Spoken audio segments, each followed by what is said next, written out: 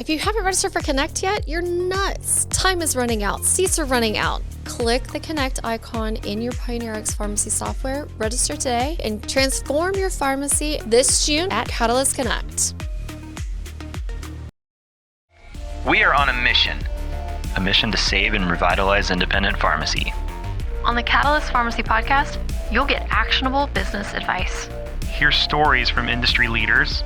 And share a laugh or two with us. Fuel your passion for pharmacy. One conversation at a time.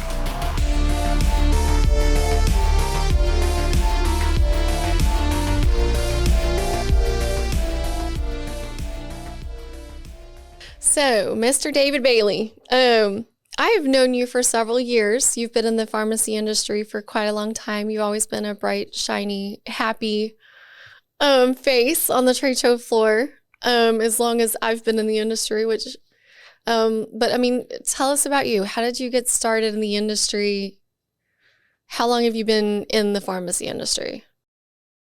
Really around 40 years now. I was a football coach, and one of my former coaching colleagues had gotten into the industry, and he got me an interview, and next thing I knew, I was moving to Huntsville, Alabama. So we lived in Birmingham at the time, and so started my career in northern Alabama.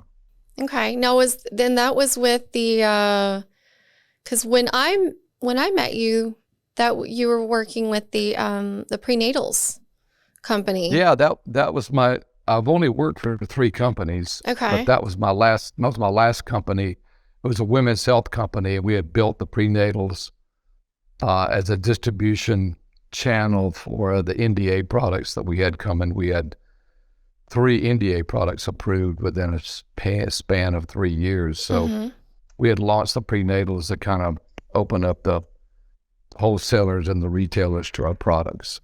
Okay.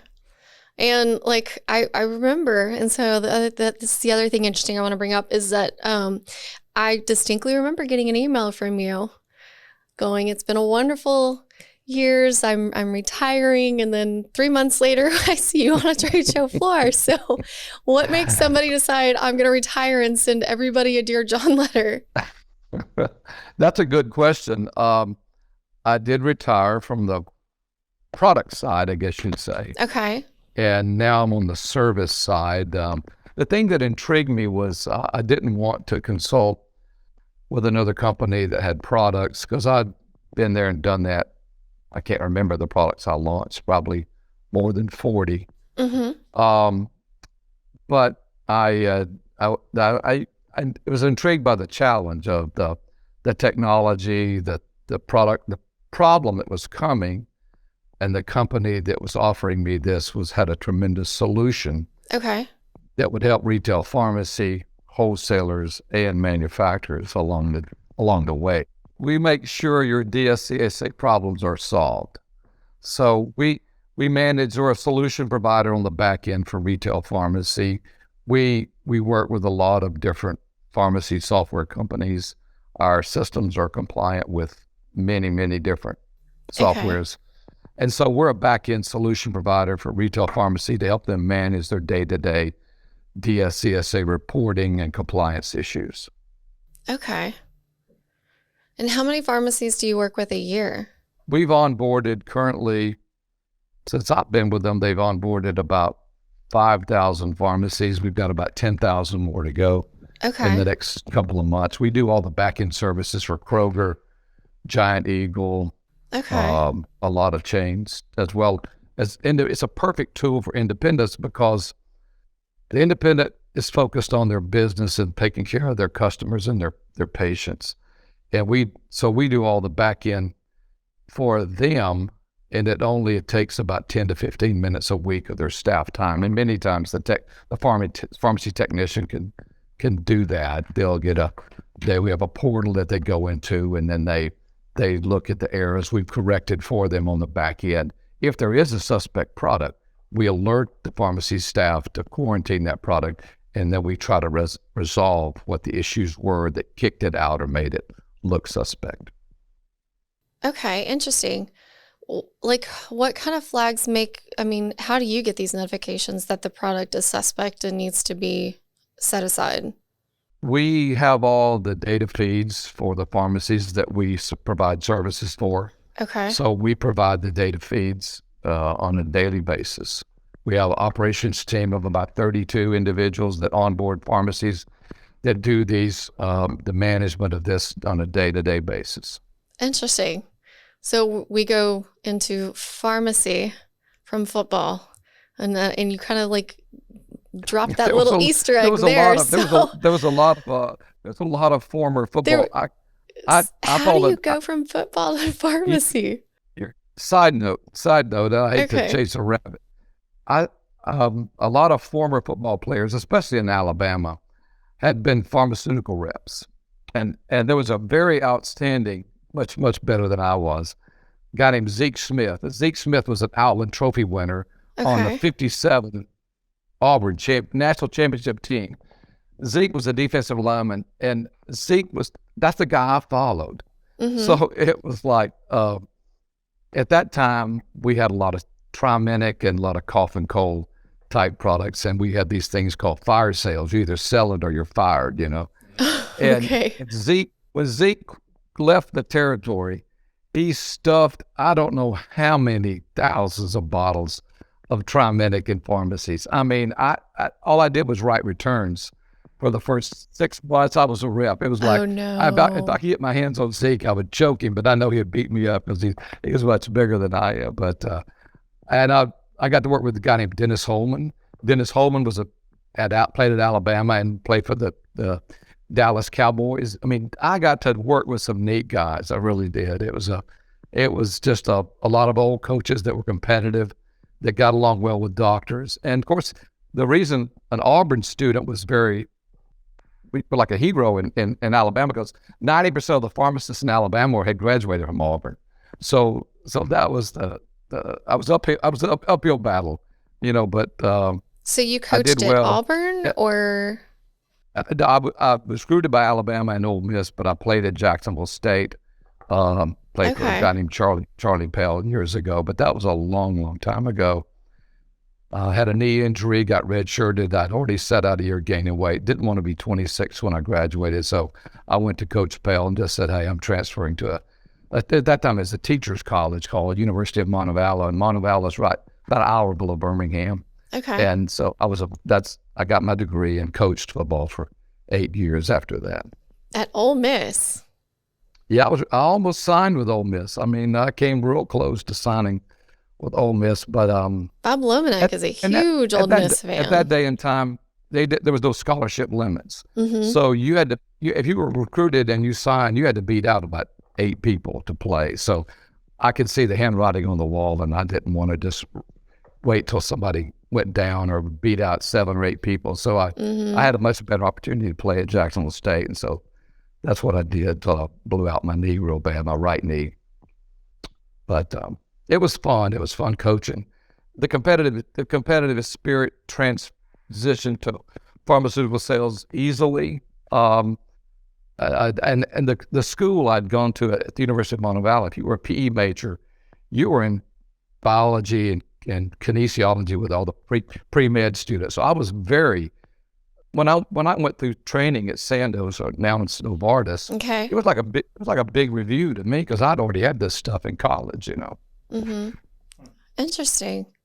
So you've been in the industry 40 years, so you've seen some stuff, and you probably have some stories. Oh man, I tell you, I've been in distribution a lot. I've had trucks stolen.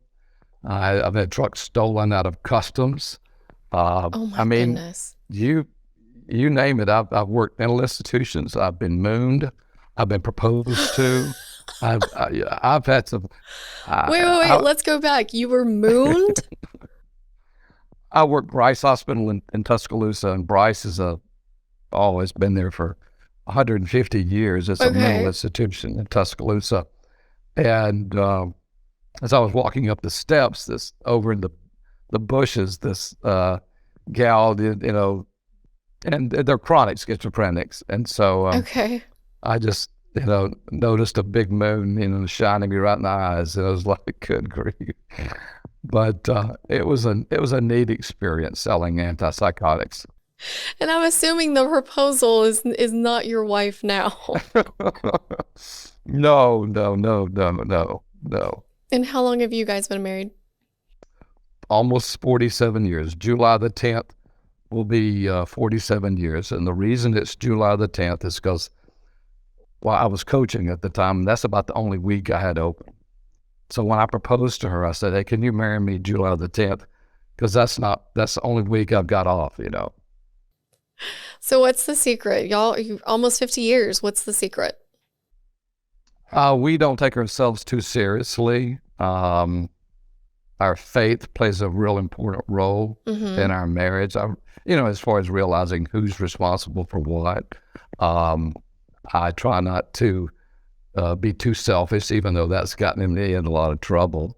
The travel was tough on us, but as I got later in my career, I tried to minimize that or take her with me. And then when I had a Southwest companion pass, so she went on a lot of trips with me, and that really made it go well. But I'd say humor is a big part. I could see that. And golf. We play golf together.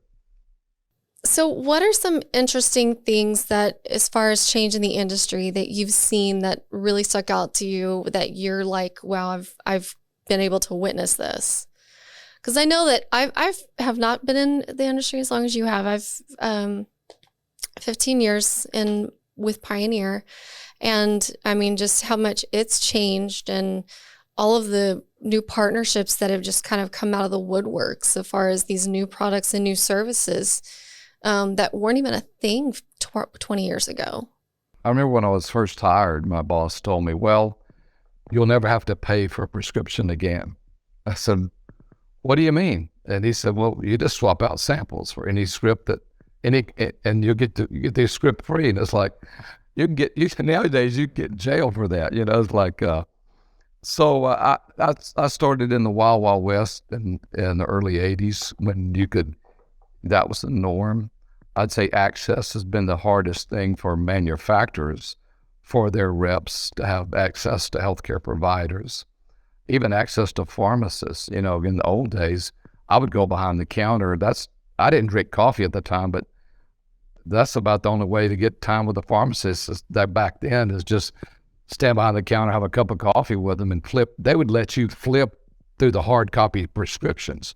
So you'd get to see firsthand who wrote for your product. You'd get to go back and check the shelves and check the bottles. And I can remember in one of the state mental hospital, East Mississippi State Hospital in Meridian, go behind the pharmacy counter, check and there were bottles of 5,000, and you'd check, and it was not uncommon to write up an order for $30,000, and that was a lot of money in those days. I mean, so it was just access to the customer has been the biggest, I think, that's changed over time.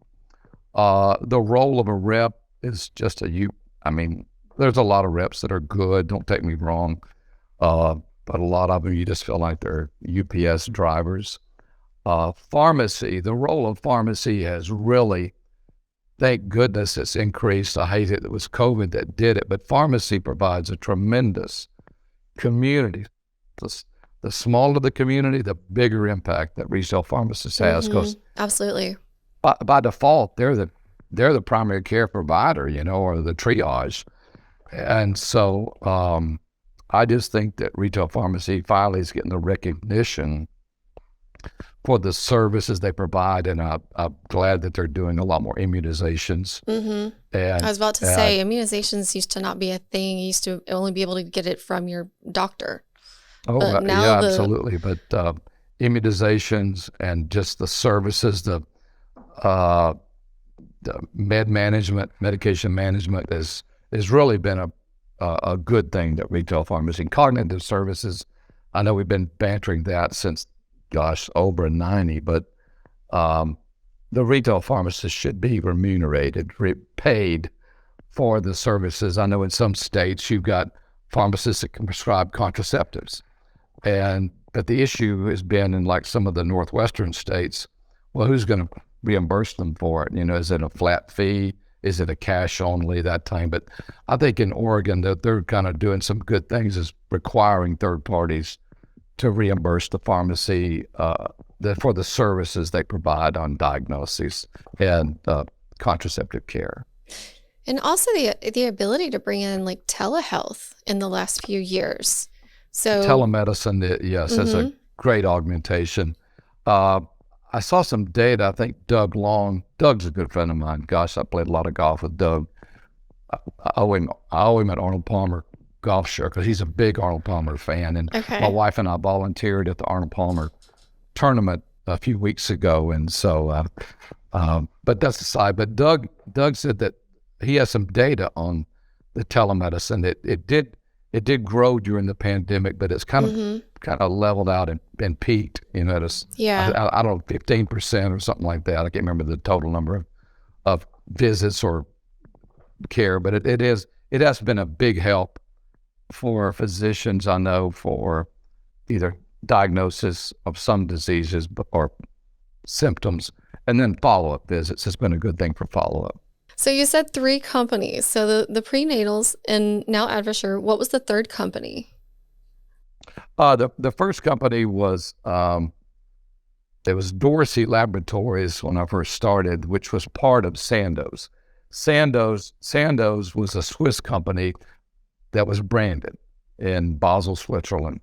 So I worked for Sandoz. Sandoz and Ciba-Geigy merged in the early 90s to form Novartis. And so I was Dorsey, Sandoz, Novartis. So I went through 2 different, I guess you'd call, roll-ins to a parent company, Novartis. That was the majority of my career. I spent 15 years with them.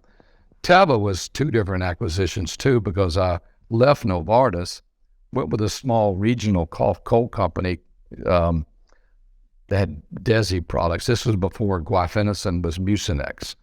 And Adams at the time went and got a patent on Mucinex, or guaifenesin took the name Mucinex. But a lot of little Desi companies with pre-1962 ingredients would have products.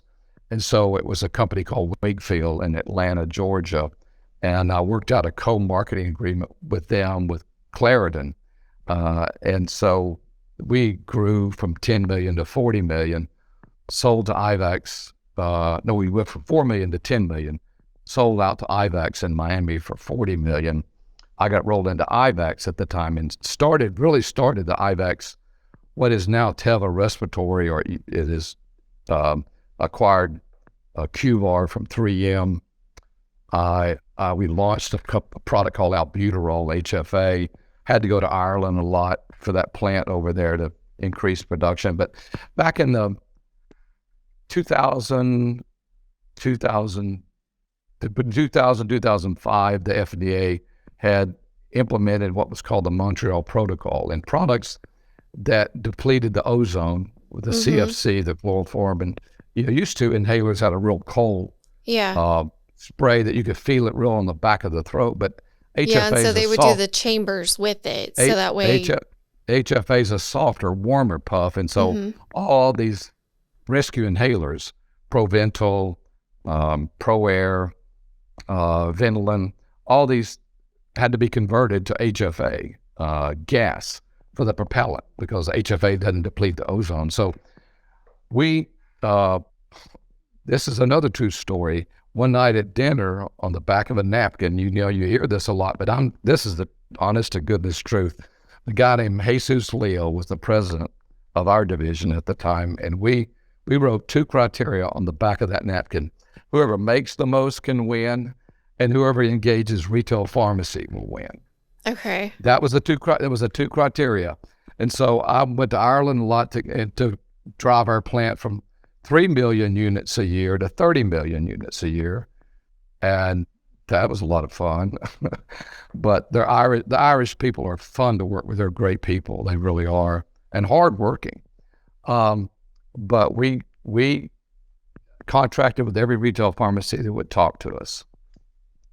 And when the biggest provider of those CFC products was a division of shearing called Warwick Labs. And when Warwick sent out their discontinuation letter, I got called by the top 15 chains in America wanting to see me the next week. And so we went on I can remember walking out of Walmart, and my boss looked at me and said, "Did we just undersell them?" And I said, "Patrick," I said, "you always want to underpromise and overdeliver," because they wanted 100,000 units a month. And I was on allocation for 9 months.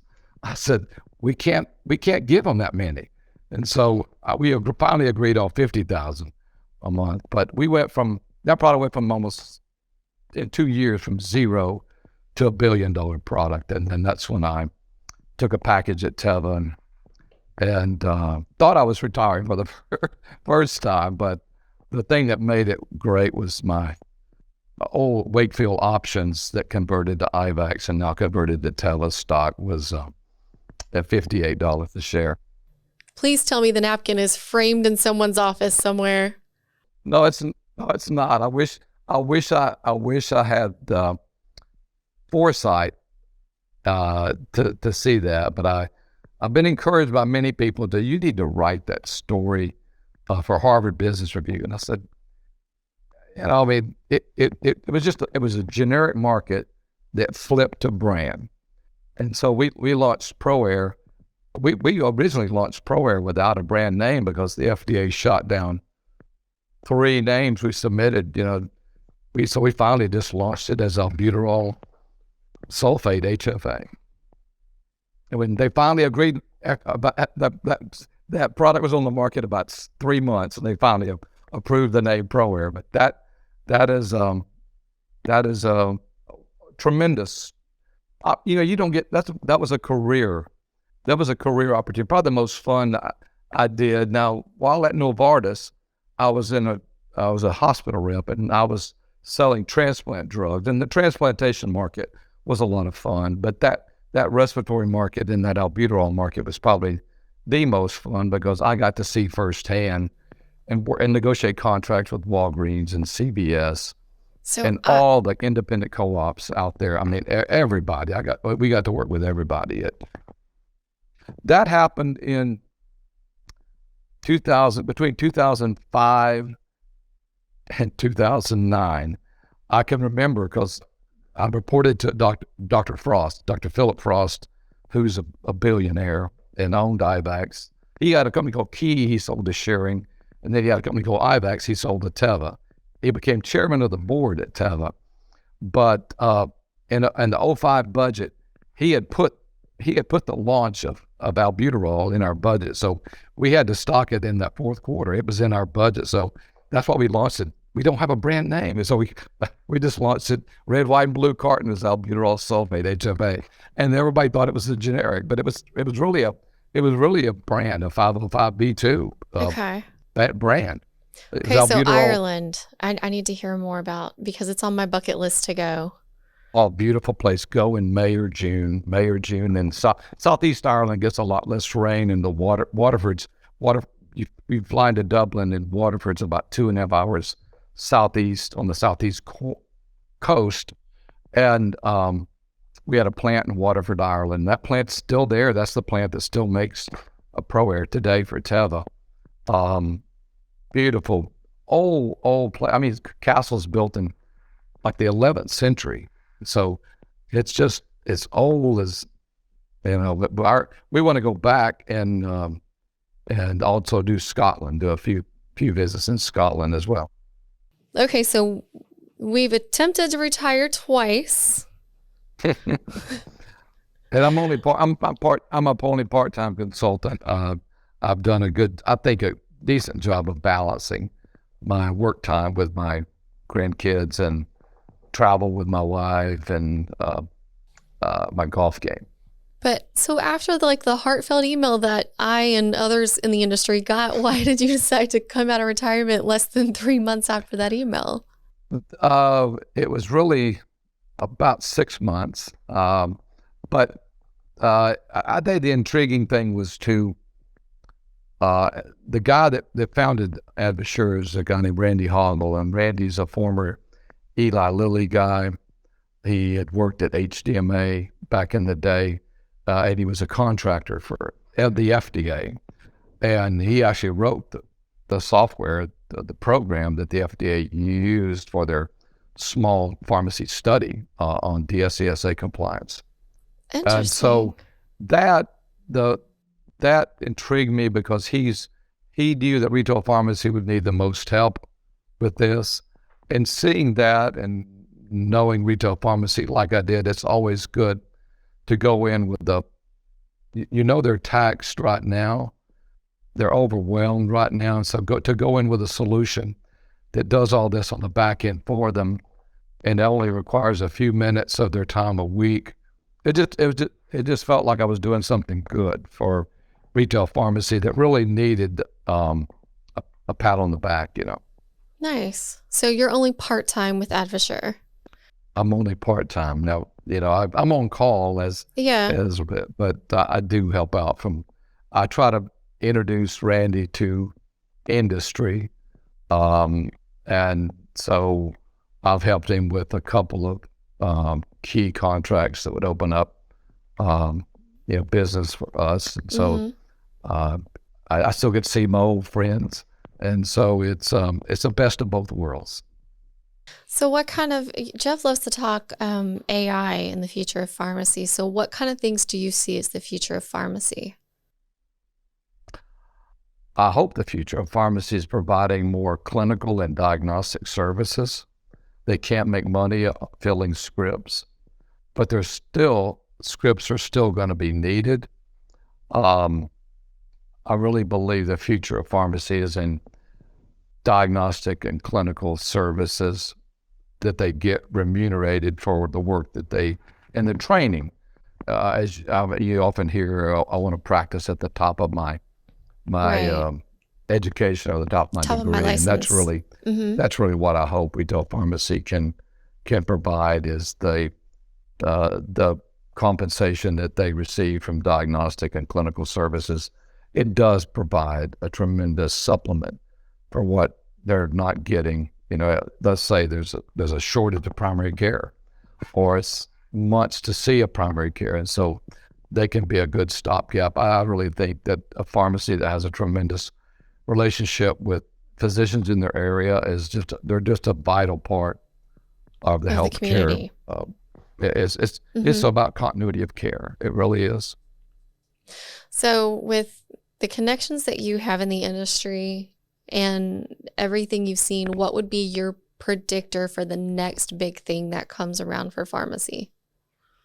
Like if you had to make a good guesswork, if you were a betting man, or what do you see as the next big stride for independent pharmacy? That's a good question. I think, and you've seen this with chains, with the big box stores and chains, to get a partner, whether that's a physician or a practitioner, PA, to get a full-time partner in that pharmacy that can help them with diagnostics and clinical services.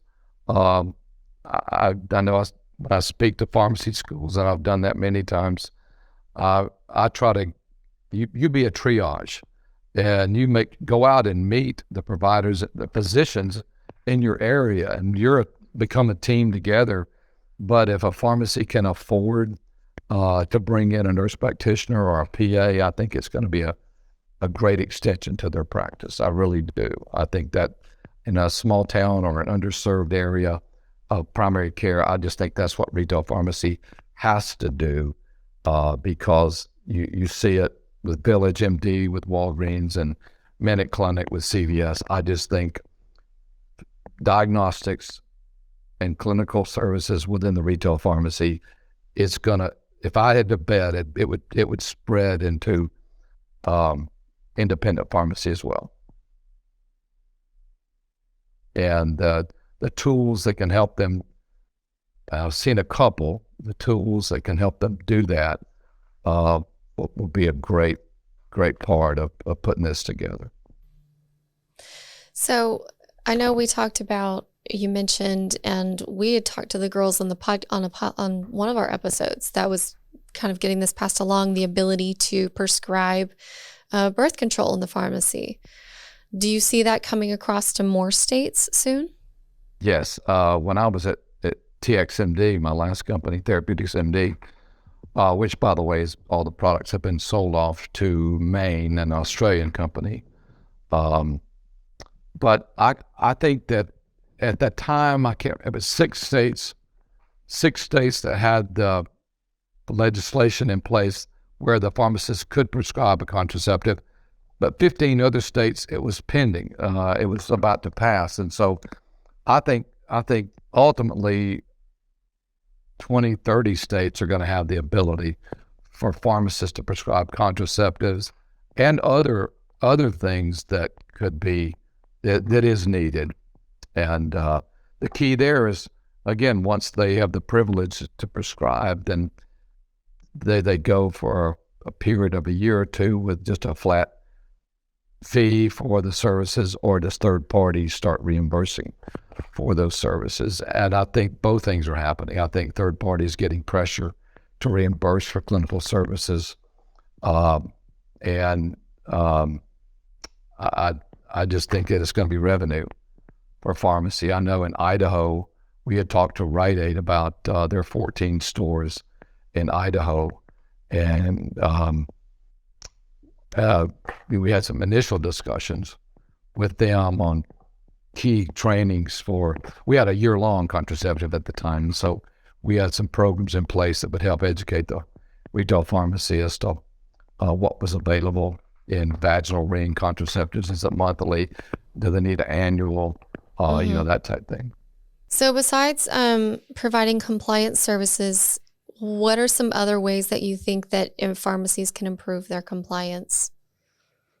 What are some other tools that either Advasur offers or that you would suggest? Validating their trading partners is going to be a constant, ongoing thing. You have to have, you have to make sure the partner you're working with has a valid current license. We have a database of over 30,000 real-time licenses updated in real time on a daily basis, federal and or state. The other thing is interconnectivity. There's 10 different things in the law that have to be carried out. There's 10 requirements.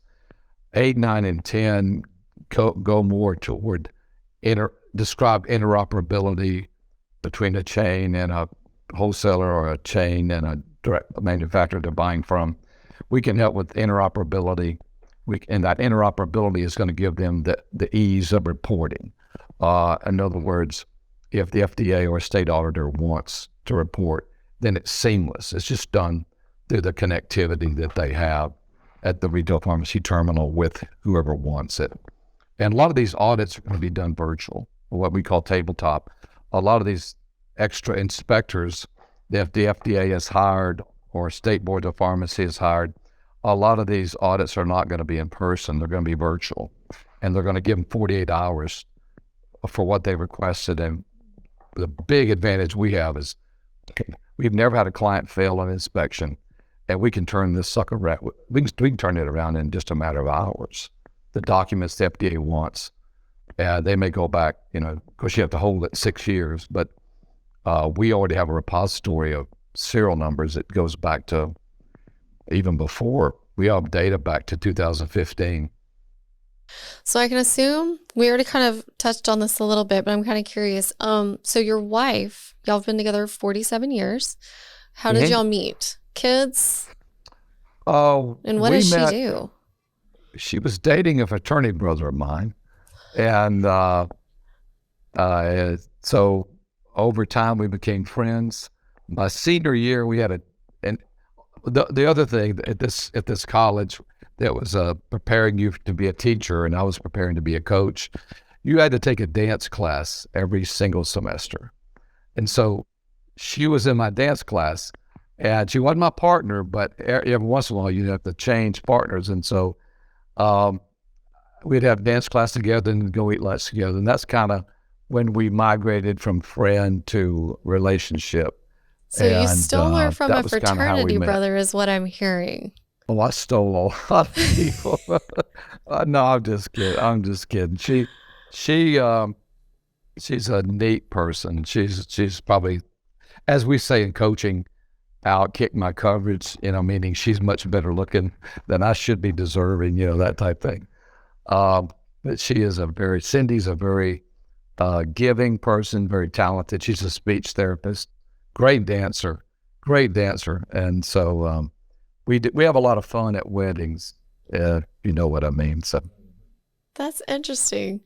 I didn't know that it's only like if you're going into like coaching, they're requiring you to have a dance class. No, that this particular school had that unique requirement of a dance class every semester. Heavy science, biology, kinesiology, and like I said, most of my class was pre-med students. So when I went through the training at Novartis, it was like a big review for me because I'd already dissected a rhesus monkey. I knew the blood supply, the nerve supply of that entire body. And so it's like, I should have gone on and just went back to med school, but my only two choices, I would have been a dermatologist or an allergist, something like that. I didn't want to be an orthopedic surgeon or cardiovascular surgeon. So I can tell you my time and my health is better being a pharmaceutical rep. Absolutely. And what about your kids? You had mentioned, I think I talked to you about one of your children on a show floor one time. Yeah, I've got 3 kids. Our oldest, Ginger, is she's a children's director at a church here in Orlando, and she's got 3 kids, 12, 10, and 8. And Laurie, who just left our house, they spent the night with us last night. They live in Mount Dora, just north of Orlando. They got 3 kids with a 4th on the way. That's why I said almost 7 grandchildren. She's due next month with her 4th. And then DJ, David Jr. We had our kids were spaced apart. We didn't intend it this way, but we had kids in our 20s, our 30s, and our 40s, and we had DJ when I was 41. He's on staff at the University of Tennessee in their athletic department. He does director of marketing for Tennessee's what they call fan experience at football, basketball, and baseball. His primary is football and men's baseball. Okay, interesting. And he's had an interesting career, and he's not married, but he's dating a local TV reporter there in Knoxville, and she's in the Miss Tennessee pageant. We already got our tickets to Memphis, the Miss Tennessee pageant, and so hopefully we can make that and maybe be Miss America one of these days. But that'd be awesome. It's weird watching. This kid's had a great college career. He was a mascot at Florida State. He went to undergraduate at Boston, had a phenomenal career in graduate school there with Northeastern. Then he coached. He went over to Washington State where Mike Leach was and did all their marketing there for Washington State. So he's been all over the country. Yeah, we're just sounds like it. We're glad he's back in the Southeast, gosh. So besides golf, what does Mr. David Bailey like to do for fun? What's also in the hobby book? Oh, gosh. Golf is probably my only hobby. I love cars. My father was in the automobile business, so I would love to collect cars, but my wife won't. We don't have the space. And so I love to go to car shows, I guess you'd say. I love Barry Jackson. I love Meekum. I love old cars, but I also love unique cars, So I view cars more as an investment than my wife would view it as a waste of money, but I view it as an investment. So my husband's currently doing, like, once a year, him and a friend are hitting golf courses. What would you say your favorite course is that I could pass along to him? That's easy. My favorite course, and we're going up there for our 50th. We're taking all our kids there. The Greenbrier in Greenbrier, West Virginia, at White Sulphur Springs, West Virginia. The Greenbrier is my favorite, bar none. Okay. Because I think this year his list is going to be Coeur d'Alene. Have you ever played Coeur d'Alene? No, I haven't. But Troy Jordan, a good friend of mine, I couldn't attend the Dakota Drug Trade Show, but Troy went and just raved about that golf course. He says it's a great course. And I love, Coeur d'Alene's a beautiful area. I've been through Coeur d'Alene. All right. So closing words of wisdom for any young pharmacy professionals in the industry. What are your closing words of wisdom? Gosh, bust your butt the first couple of years. That's the hardest. Always be nice to people and don't take yourself too serious because, have fun out there because most people are good people. Most people can be trusted and just do a good job of follow-up. Most people that promise things just don't follow up. And it's like, all you got to do is follow back up with them, say, you asked for this and here it is, or you asked for this and I don't know, but if I were you, I'd go look, just point them in the right direction because basically it's all sales is solving a need. Some people, they know they don't have a need, but, all sales isn't anything. It's just solving a need. And also what you had mentioned earlier, laughter is the best medicine.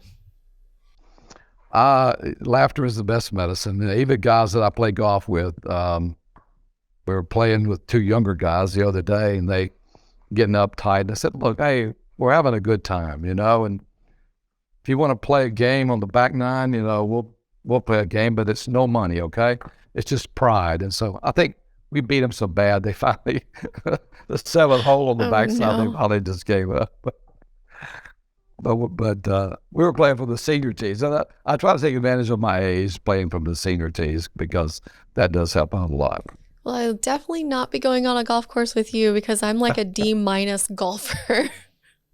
Well, we're fortunate. We're fortunate enough to, in Orlando, where I live in Lake Nona, right across the street from Lake Nona Country Club. So we're in an area where there's a lot of golf courses and there's a lot of serious professional golfers. So it could be intimidating some days out there. Mm-hmm. Well, David, thank you so much for joining us today. And we've hit our hour. So I guess we'll see you at some of the wholesaler shows this summer, or? I'll be at a few meetings the rest of this year, and definitely NCPA. I'll probably see you there. But we do have a big initiative going and with independent retail pharmacy, and so we're always trying to work those shows. Fantastic. I look forward to seeing you this in NCPA for sure. But thank you so much for joining us, David.